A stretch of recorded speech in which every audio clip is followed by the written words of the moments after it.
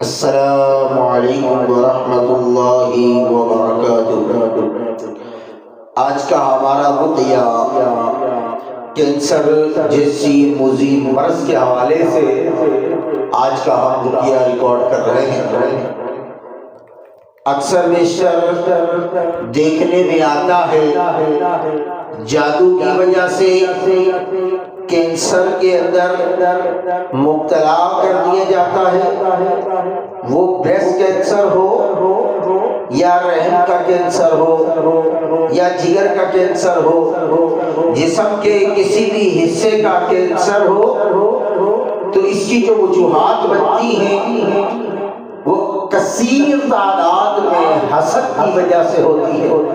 کثیر تعداد اگر حسد پرانا ہو جائے اور اس کا شرعی طور پر اگر توڑ نہ کیا جائے، وہ حسد جو ہے کینسر میں تبدیل ہو جاتی ہے، کینسر جیسی بیماری کو پیدا کرتی ہے۔ اور اسی طرح جادو کے اندر اگر کینسر ہو تو یہ اس سے واضح ہے کہ جادو کرنے والے کا مقصد ہے کہ مسحور کو تڑپا دینے والی زندگی عطا ہو، اس کو مسحور کو تڑپانا ہوتا ہے، اذیتوں میں مبتلا کرنا ہوتا ہے۔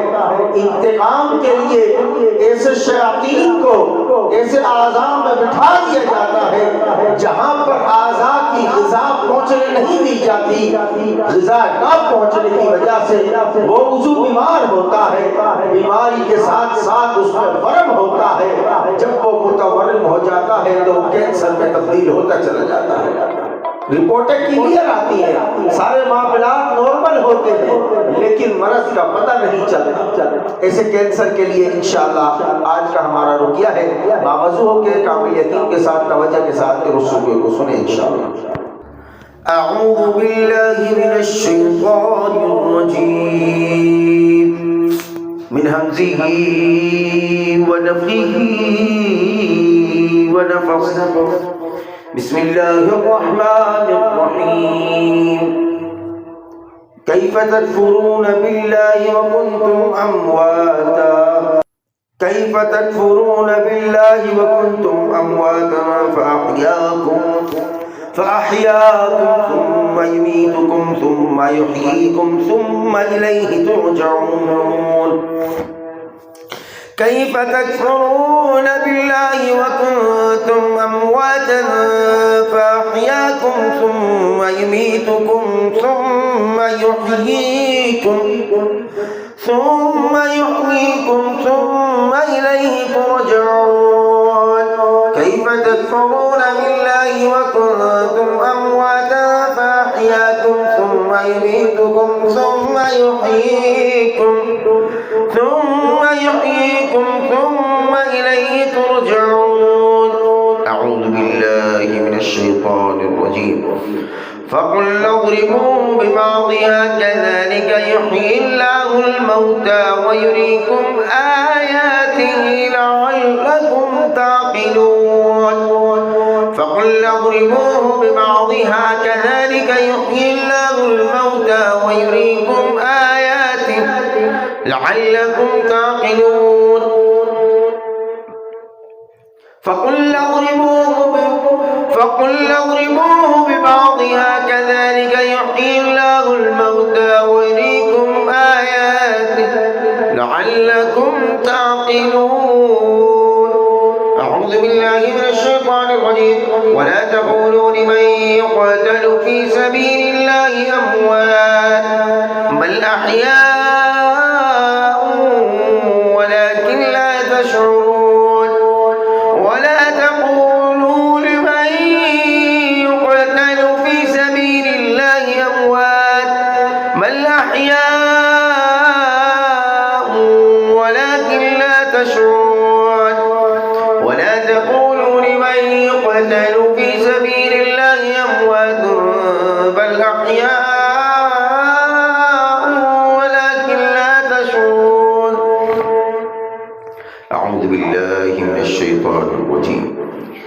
ألم تر إلى الذين خرجوا من ديارهم وهم ألوف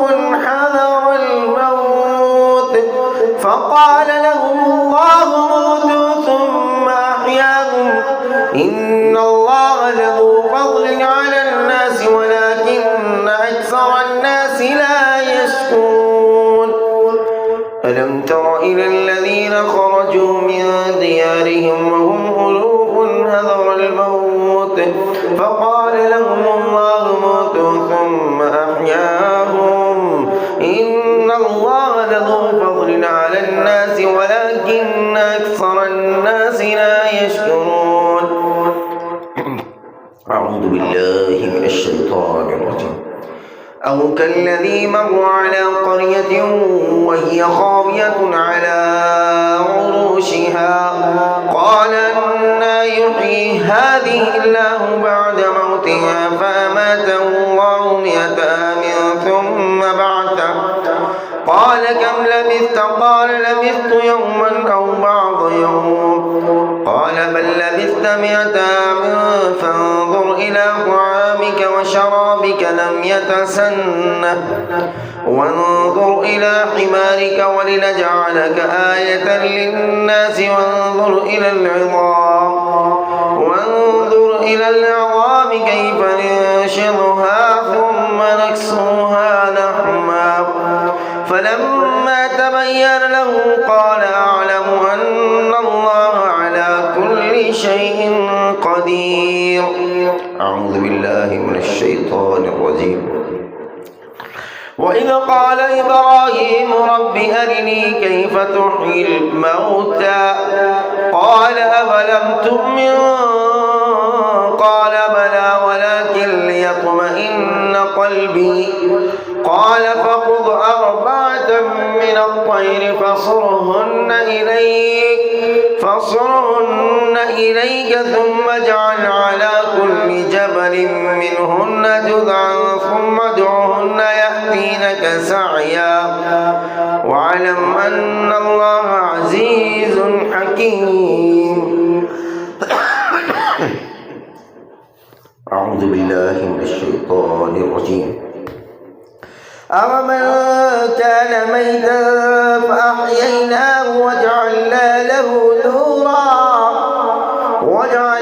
له نورا يمشي به في الناس كمن مثله في الظلمات ليس بخارج منها كذلك زين للكافرين ما كانوا يعملون.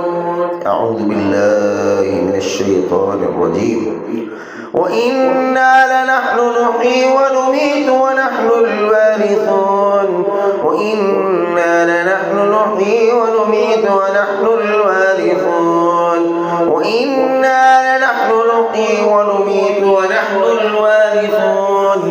أعوذ بالله من الشيطان الرجيم. من عمل صالحا من ذكر أو أنثى وهو مؤمن فلنحيينه حياة طيبة ولنجزينهم أجرهم بأحسن ما كانوا يعملون.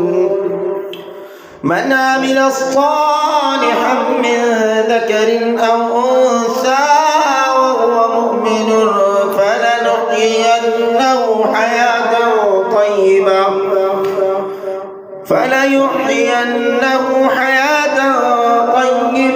ولنجزينهم أجرهم بأحسن ما كانوا يعملون. من عمل صالحا من ذكر أو أنثى وهو مؤمن فلنحيينه حياة طيبة ولنجزينهم أجرهم بأحسن ما كانوا يعملون. أعوذ بالله من الشيطان الرجيم. وسلام عليه يوم ولد ويوم يموت ويوم يبعث حيا. وسلام عليه يوم ولد ويوم يموت ويوم يبعث حيا. وسلام عليه يوم ولد ويوم يموت ويوم يبعث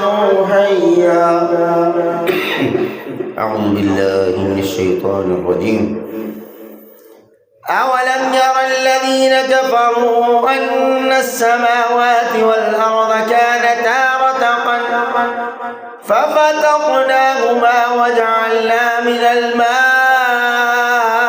كل شيء حي أفلا يؤمنون أولم ير الذين كفروا أن السماوات والأرض كانتا رتقا ففتقناهما وجعلنا من الماء كل شيء حي أفلا يؤمنون أعوذ بالله من الشيطان الرجيم ذلك بأن الله هو الحق وأنه يحيي الموتى وأنه على كل شيء قدير ذلك بأن الله هو الحق وأنه يحيي الموتى وأنه على كل شيء قدير ذلك بأن الله هو الحق وأنه يحيي الموتى وأنه على كل شيء قدير أعوذ بالله من الشيطان الرجيم وهو الذي أحياكم ثم يميتكم ثم يحييكم إن الإنسان لكفور وهو الذي أحياكم ثم يميتكم ثم يحييكم إن الإنسان لكفور وهو الذي أحياكم ثم يميتكم ثم يحييكم إن الإنسان لكفور أعوذ بالله من الشيطان الرجيم والذي يميتني ثم يحيين والذي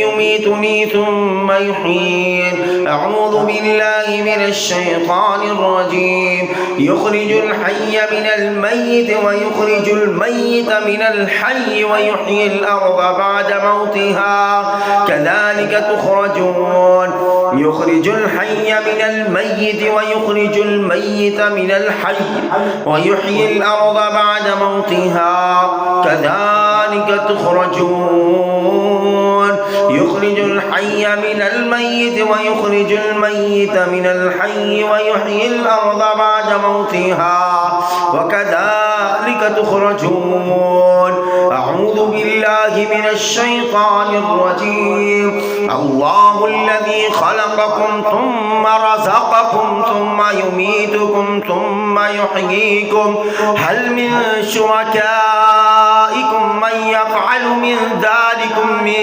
شيء سبحانه وتعالى عما يشركون الله الذي خلقكم ثم رزقكم ثم يميتكم ثم يحييكم هل من شركائكم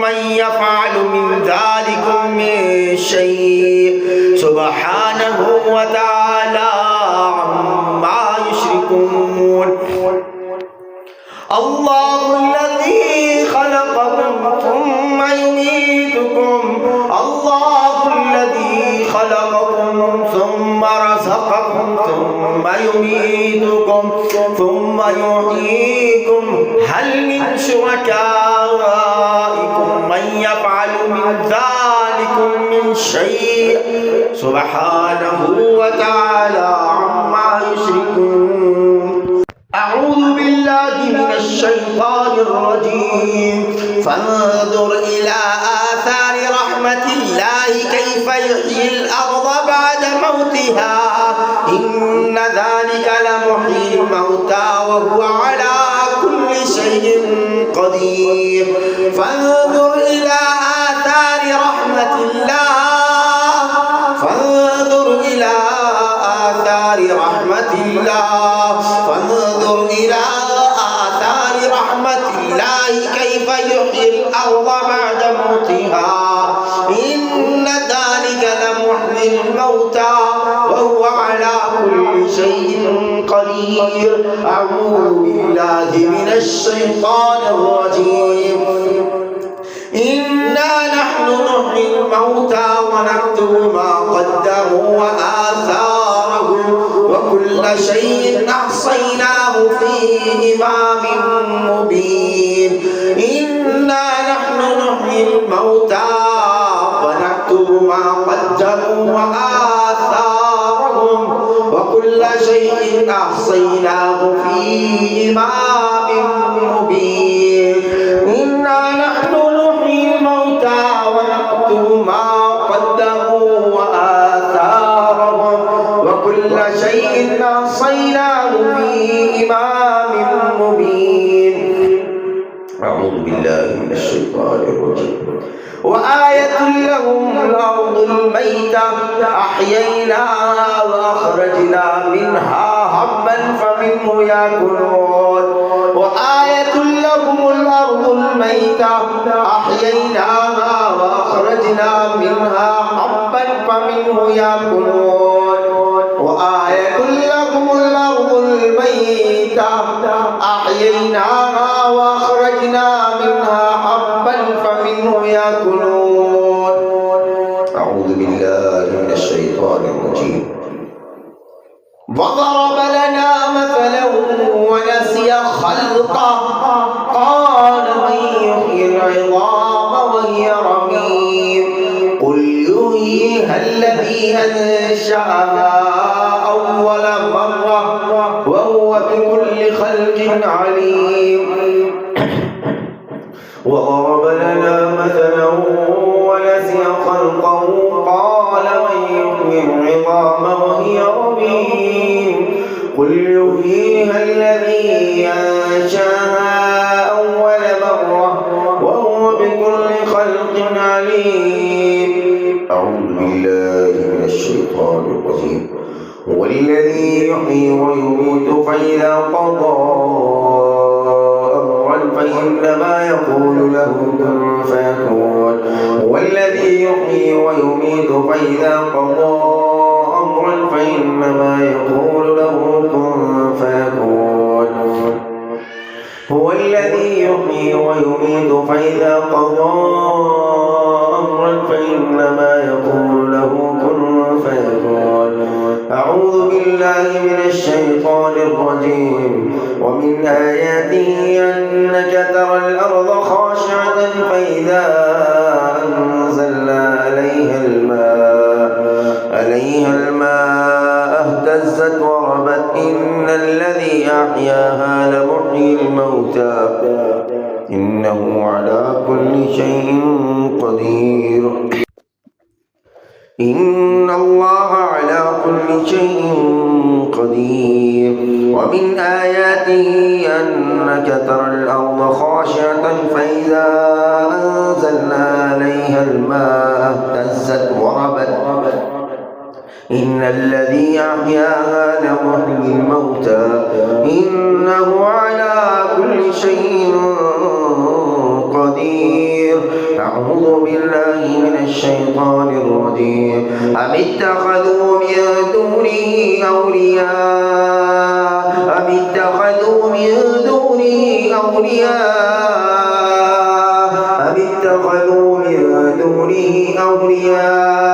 فالله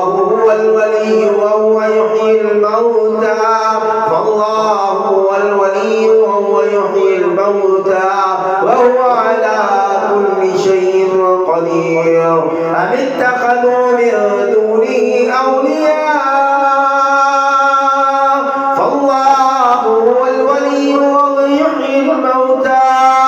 فالله هو الولي وهو يحيي الموتى وهو على كل شيء قدير أعوذ بالله من الشيطان الرجيم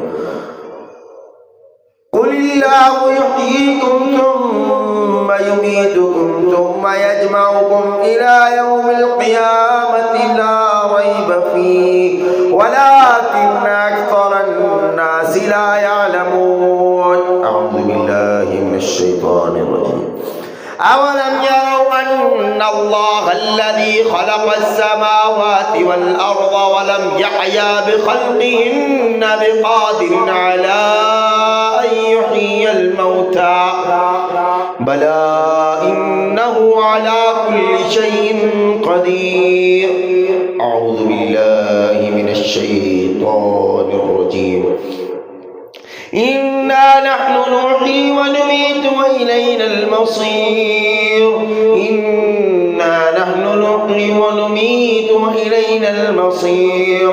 إنا نحن نحيي ونميت وإلينا المصير. أعوذ بالله من الشيطان الرجيم. وأنه هو أمات وأحيا وأنه هو أمات وأحيا وأنه هو أمات وأحيا وأنه هو أمات وأحيا. أعوذ بالله من الشيطان الرجيم. أليس ذلك بقادر على أن يحيي الموتى أليس ذلك بقادر على أن يحيي الموتى أليس ذلك بقادر على أن يحيي الموتى. أعوذ بالله من الشيطان الرجيم. وقال موسى يا فرعون إني رسول من رب العالمين حقيق على أن لا أقول على الله إلا الحق قد جئتكم ببينة من ربكم فأرسل معي بني إسرائيل. قال إن كنت جئت بآية فأت بها إن كنت من الصادقين. فألقى عصاه فإذا هي ثعبان مبين ونزع يده فإذا هي بيضاء للناظرين. قال الملأ من قوم فرعون إن هذا لساحر عليم يريد أن يخرجكم من أرضكم فماذا تأمرون. قالوا أرجع وأخاه وأرسل في المدائن حاشرين يأتوك بكل ساحر عليم. وجاء السحرة فرعون قالوا إنا لنا لأجرا إن كنا نحن الغالبين. قال نعم وإنكم لمن المقربين. قالوا يا موسى إما أن تلقي وإما أن نكون نحن الملقين. قال ألقوا فلما ألقوا سحروا أعين الناس واسترهبوهم وجاءوا بسحر عظيم. وأوحينا إلى موسى أن ألق عصاك فإذا هي تلقف ما يأفكون. فوقع الحق وبطل ما كانوا يعملون. فوقع الحق وبطل ما كانوا يعملون. فغلبوا هنالك وانقلبوا صاغرين وألقي السحرة ساجدين قالوا آمنا برب العالمين رب موسى وهارون. قال فرعون آمنتم به قبل أن آذن لكم إن هذا لمكر مكرتموه في المدينة لتخرجوا منها أهلها فسوف تعلمون. لأقطعن أيديكم وأرجلكم من خلاف ثم لأصلبنكم أجمعين. قالوا إنا إلى ربنا منقلبون وما تنقم منا إلا أن آمنا بآيات ربنا لما جاءتنا ربنا أفرغ علينا صبرا وتوفنا مسلمين. أعوذ بالله من الشيطان الرجيم.